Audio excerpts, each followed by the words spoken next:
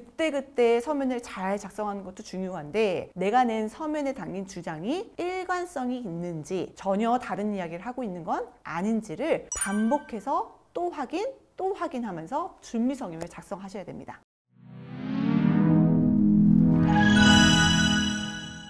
안녕하세요. 제업하는 남편 이혼 전문 안수연 변호사입니다. 오늘은 나홀로 이혼 소송을 준비하시는 분들을 위해 꼭 당부드리고 싶은 이야기를 준비해봤습니다. 실제로 제가 이혼소송 변론기일 참석을 위해서 가정법원에서 이렇게 딱 대기를 하다 보면 당사자분들만 출석해서 이혼소송을 진행하시는 사건들이 있어요. 나홀로 소송을 하시는 사건인데요. 재판정에서 이렇게 관찰을 하다 보면 꽤나 안타까운 경우가 많더라고요. 제가 가장 기억이 나는 사건은 재판장님이 피고로 출석한 당사자분에게 이혼의 의사가 있는지를 물으셨는데 이혼을 원하지 않는다라고 하면서 그 이유에 대해서는 돈 한 푼도 줄 수 없다. 그래서 난 이혼하기 싫다라고 답변을 하시는 거예요. 아마 원고가 유책 배우자였던 것 같은데 피고가 너무 본심을 말해버린 거죠. 판사님이 막 오히려 이렇게 당황하시면서 네? 그럼 돈이 아니면 원고가 살 생각은 없다는 걸로 들리는데 이거 맞나요? 라고 재차 확인을 하시더라고요. 피고가 뭐 누구 좋으라고 이혼해 줍니까? 라고 막 이야기를 막 하시는데 제가 뒤에서 속으로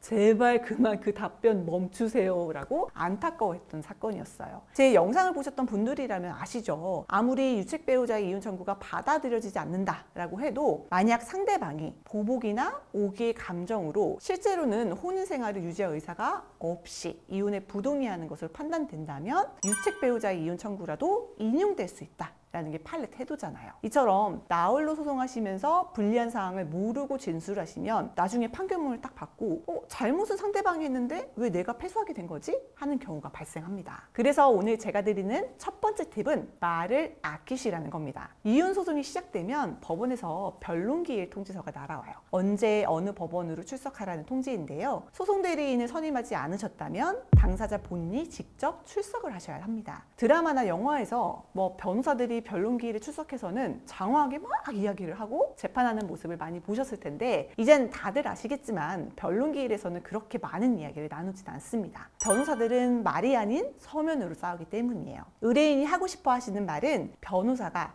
유효한 사실만을 이렇게 선별해서 정제된 문장으로 다듬고 이걸 서면에 녹여냅니다. 이 서면을 변론기일 전에 제출하면 판사님이 재판 전에 확인을 하시고 재판에 들어오시는데 실제 재판에서는 해당 서면을 진술하시죠? 라고 질문하면 출석한 변호사가 네, 진술합니다 하고 진행이 돼요. 물론 서면에서 불분명한 부분이나 추가적으로 확인사항이 있는 경우에는 재판장이 질문을 하고 구두로 변론을 하기도 해요. 단 사실 확인을 위한 질문을 재판장이 딱 던졌는데 이게 검토가 안 된 부분이라면 담당 변호사는 섣불리 답변하지 않습니다. 네, 한번 확인해 보겠습니다. 확인하고 추후 서면으로 정리해서 제출하겠습니다. 라고 다음 기일을 잡습니다. 변론에서 하는 진술이 갖는 이 무게감 때문인데요. 실제로 재판장님이 변론기일에 진술된 것을 이 변론 조서에 기재하셔서 이 진술을 철회하지 못하게 만드는 경우도 있기 때문에 재판정에서의 진술은 신중하게 하셔야 됩니다. 자, 두 번째 팁은 준비 서면은 일관성을 유지해야 한다는 거예요. 제가 수행했던 사건 중에 상대방이 변호사를 선임하지 않고 소송 처음부터 끝까지 홀로 대응하셨던 사건이 있었는데요. 당연히 변호사가 작성한 서면보다는 법률적으로 잘 정리가 되지 않은 서면이긴 했어요. 그래도 제가 딱 봤을 때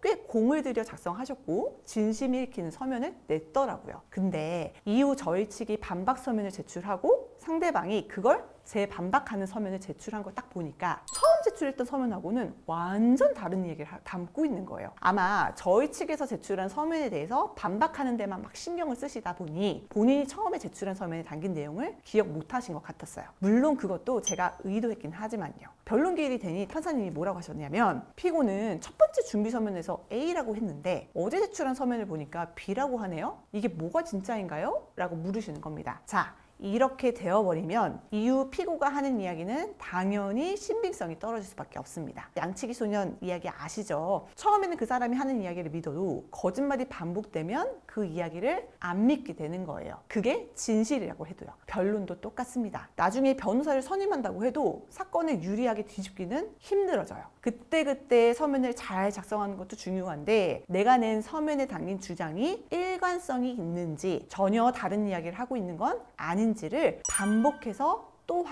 또 확인하면서 준비 성명을 작성하셔야 됩니다. 마지막으로 제가 드리는 팁은 소송을 진행하시기 전 법률 상담을 1회라도 꼭 받아보시라는 겁니다. 법률 상담을 통해서 내가 주장해야 할 것과 조심해야 될 부분을 알게 되시면 이 나홀로 소송을 하실 때 방향성을 잘 잡을 수가 있고 그만큼 실수하실 확률도 줄어들게 되시겠죠? 저한테 연락을 주셔도 되고요. 주위에 가까운 이혼 전문 변호사님을 찾아 상담을 받으셔도 좋습니다. 무조건 최소한 한 번은 상담을 받아보시기를 권유드립니다. 오늘은 나홀로 소송을 진행하시려는 분들 혹은 진행하고 계시는 분들을 위해서 주의하시면 좋은 점들을 말씀드렸는데요. 부디 도움이 되셨길 바랍니다. 제 영상에서 궁금한 사항이 있으시다면 언제든지 편하게 문의주세요. 제가 직접 친절하게 상담 도와드리겠습니다. 오늘 영상이 도움되셨다면 좋아요, 구독 부탁드릴게요. 다음에도 도움되는 주제로 찾아뵙겠습니다. 시청해주셔서 감사합니다.